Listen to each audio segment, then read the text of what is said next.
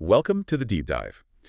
This is where we cut through the noise and give you the knowledge you need, sort of like a shortcut. Mm. Today, we're looking at some really great insights you shared, sourced from the English Nuances YouTube channel, specifically 10 phrases. That's right. 10 phrases really aimed at helping you boost your performance in the IELTS speaking test. And the goal isn't just definitions, is it? No, not at all. We want to, really get into why these phrases work, how using them helps you sound, well, more like a native speaker. Impress the examiners. Exactly. And hopefully feel more confident and get that score you're after. Okay, let's do it. First up, in hindsight.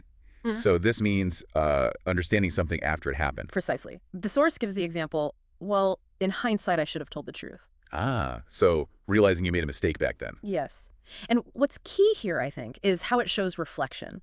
Examiners aren't just listening for stories, they want analysis. So using in hindsight, it subtly shows you can learn from things. Self-correction. Mhm. It makes your answer a bit deeper than just saying what happened. That makes sense. Yeah, processing it, not just reporting it.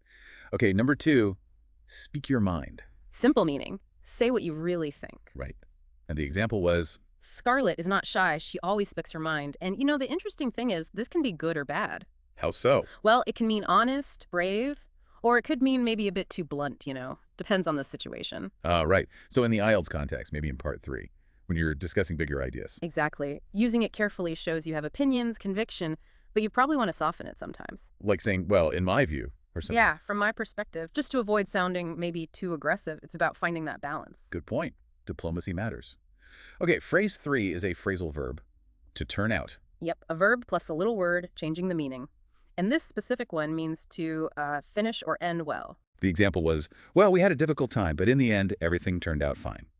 Classic. It really is. It's just a great way to wrap up a story, especially one with challenges, on a positive note. So it implies things worked out? Resilience, maybe? I think so, yeah. It suggests you kind of navigated the problem. Even if it was tough initially, it gives a sense of closure. Nice. So if you're asked about a challenge, ending with, but it turned out fine, works well. Okay, next one's a bit more informal. To toss around some ideas. Yeah, basically brainstorming, thinking up possibilities, usually with other people, kind of casually. The source example was, in order to make a great decision, we need to come up with many different ideas, so let's toss around some ideas. Perfect example. It captures that collaborative early stage, just throwing things out there. So in the test, Hmm. maybe if you're talking about planning something or solving a problem as a group. Could be, yeah. It shows you understand that process, how ideas often get started together. It's not always just one person's final plan. I like that focus on the process. Okay, number 5 takes us somewhere more personal. To feel under the weather. Means feeling a bit ill, basically. Not seriously sick, just off. Right. The example. Our boss is informed that he's been feeling under the weather, and so he would be going to stay home. You know the rest. Yeah, it's polite, isn't it? Very. It gets the message across without being too dramatic or sharing too many details. Super common, very natural. Definitely more nuanced than just saying, I'm sick. Okay, halfway point. Phrase 6, to be a game changer. This is a big one. It means something, or maybe someone, that just completely changes the situation. A major impact. The example was powerful. Internet is the biggest game changer, and AI could be the next. Yeah, it really conveys that scale of transformation. Using it shows you can identify, really significant shifts. And articulate their importance. Okay. Number 7. Got off on the wrong foot. Means having a bad start with someone. Like the first meeting didn't go well. We've all been there, I think. Probably. It implies, that initial impression wasn't great. And maybe you want to fix it or just move past it. So it shows you understand how relationships can be a bit tricky sometimes. First impressions aren't everything. Exactly. Social dynamics. It adds a layer of understanding. Makes sense. Number 8 is quite different. Wishful thinking. Yeah, this is believing something's going to happen just because you want it to, even if it's really unlikely. The example about learning Arabic fluently in a week was pretty funny. It really highlights that gap, doesn't it, between what you hope for and what's realistic. So it's a way to express skepticism gently? Sort of, yeah. Or just acknowledging that an expectation might be a bit unrealistic. It's quite subtle. Okay. Number 9 is, well, it's very direct. Get over it. Yes. Telling someone to stop being upset about something. The example was about someone still annoyed about not being invited to a party. Right. It's blunt. Tell someone to move on. Now, important point here. You probably wouldn't say this in the test.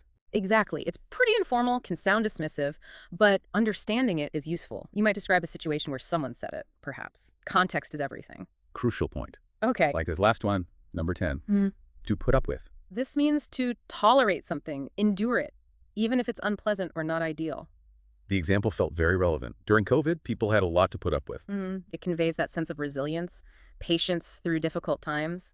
sticking with it even when things are tough. Right. Okay, so that's our 10 phrases from English Nuances. We've unpacked them a bit. What's the big takeaway for listeners, especially those prepping for IELTS? Well, I think the real value isn't just memorizing the phrases, it's understanding the nuance. When do native speakers use these? Why? Getting a feel for them. Exactly. Recognizing the context, the subtle meanings. When you start weaving these in naturally, authentically, It makes you sound more fluent. definitely more natural, more fluent, and frankly, more impressive to an examiner. It shows a deeper connection to the language. All right, it's more than just words. It's about sounding like you actually get the flow, the feeling of English. And that understanding, using them in the right way, well, that builds your confidence, and that definitely helps your score. Makes total sense. So, listeners, thinking about these 10, in hindsight, speak your mind, to turn out, toss around ideas, under the weather, game changer, got off on the wrong foot, wishful thinking, get over it, and put up with. Consider your own speaking. Where could adding phrases like these, more idiomatic English, actually make your communication sound, well, better, more impactful, more natural? Yeah, it's really about noticing those opportunities, isn't it? Opportunities to just elevate how you express yourself. Yeah. To communicate with a bit more authenticity, maybe, and more precision, too. Yeah.